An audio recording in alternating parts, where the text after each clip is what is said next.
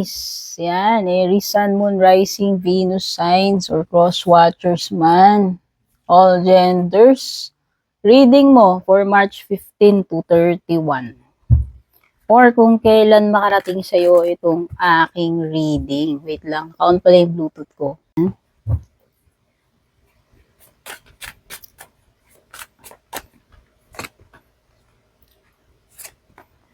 Overall energy mo is the Two of Cups reversed. Could be na merong disharmony.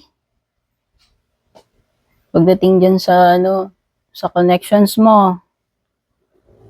Pwedeng it could be at work, it could be at home, could be sa relationship, sa friendship, maaaring may mga tampuhan, maaaring may mga misunderstandings. Kung situations yan yung mga situations na hindi ganun ka okay.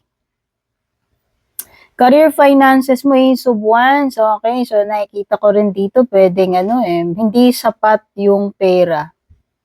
Particular sa puhunan, panimula merong something dito na kulang pa yung money para masuportahan yung project ngayon or kung ano man yung gagawin mo. Kasi lahat naman ng kilos ngayon, di ba, involves money. So, ang feeling ko lang, maaaring hindi mo maumpisahan yan, yung bagay na gagawin mo or yung pagkilos na yan kasi kailangan mo ng pera at mukhang kulang pagdating doon. Kulang when it comes to budget. Now, with with your love life naman, connection, Ten of Wands, I think merong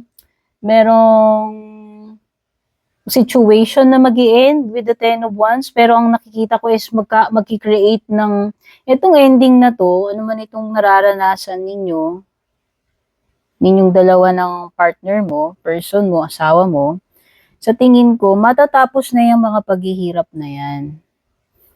So, ibig sabihin lang nun, yung mga worst times or yung mga difficult times na pinagdadaanan nyo is malapit nang mag-end.